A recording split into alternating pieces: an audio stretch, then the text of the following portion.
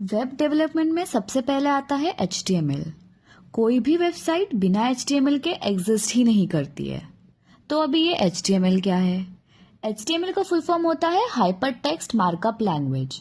अब नाम से ही पता चल रहा है कि ये कोई प्रोग्रामिंग लैंग्वेज नहीं है, ये है एक मार्कअप लैंग्वेज। और अब ये मार्कअप लैंग्वेज क्या होता है?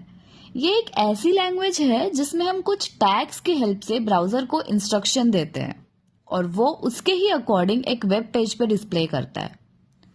HTML एक बहुत सिंपल लैंग्वेज है जो कि बहुत सारे एलिमेंट से बनी हुई है।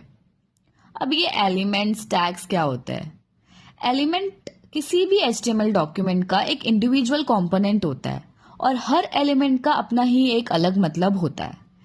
एलिमेंट्स के अंदर ही कुछ टैग्स होते हैं और इनसे मिलके ही एलिमेंट बनता है। अभी ये टैग्स को कैसे लिखेंगे, उसका सिंटैक्स क्या होता है? इसमें दो टैग्स होते हैं, एक तो होता है ओपनिंग और एक क्लोजिंग।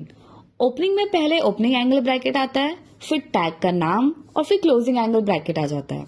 सेम क्लोजिंग में भी वैसे ही आता है, बस इसमें ओपनिंग एंगल के बाद फॉरवर्ड स्लैश आ जाता है। अभी एलिमेंट्स का सिंटैक्स क्या है? इसमें भी हम पहले टैग्स का सिंटैक्स लेंगे, उसके बीच में ही एक कंटेंट आएगा जो कि टेक्स्ट होगा जो हम डिस्प्ले करना चाहते हैं। अभी कुछ एलिमेंट्स ऐसे भी होते हैं जिसमें कोई क्लोजिंग टैग ही नहीं होता है। अभी इसमें जो सबसे बेसिक टैग होता है वो है H टैग और P टैग। अभी ये H टैग क्या होता है? H टैग होता है हेडिंग टैग। इसमें हम कोई भी टेक्स्ट लिख सकते हैं जो कि हेडिंग से अपीयर होगा और इसमें टोटल 6 हेडिंग्स होती हैं, H1, H2, H3 up to H6। हमारी जो H1 है वो सबसे लार्जेस्ट हेडिंग है और जो H6 है वो सबसे स्मॉलेस्ट हेडिंग है। अब ये P टैग क्या है? P टैग पैराग्राफ टैग होता है जिसमें हम 3, 4, 4 से 5 कितनी भी लाइंस लिख सकते हैं जो हमें डिस्प्ले करानी है। अभी एलिमेंट्स और टैग्स देख लिया। अगर अब HTML में हम इसका ही यूज करेंगे तो ये एक वर्ड डॉक्यूमेंट जैसा लगेगा जिसमें सिर्फ कुछ टेक्स्ट फॉर्मेटिंग ही है, सिर्फ सिंपल टेक्स्ट फॉर्मेट।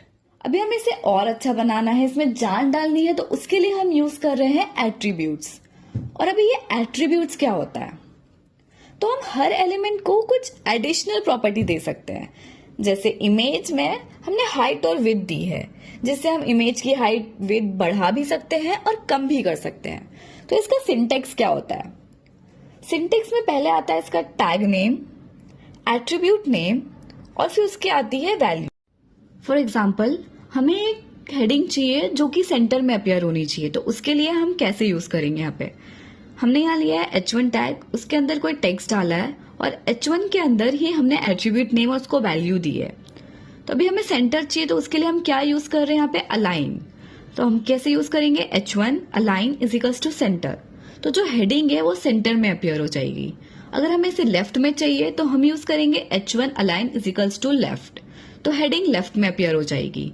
सेम अगर राइट यूज कर रहे हैं तो राइट में अपियर हो रही है।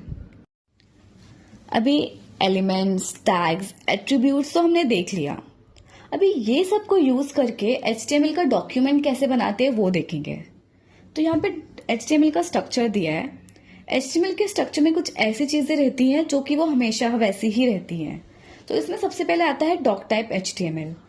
डॉक टाइप HTML ब्राउजर को ये बताता है कि हम कौन सा HTML का वर्जन यूज कर रहे हैं। फिर आता है HTML, ये कोई भी HTML डॉक्यूमेंट का रूट होता है। फिर आता है हेड, हम हेड के अंदर जो कुछ भी लिखेंगे वो ब्राउजर पे डिस्प्ले नहीं होता है।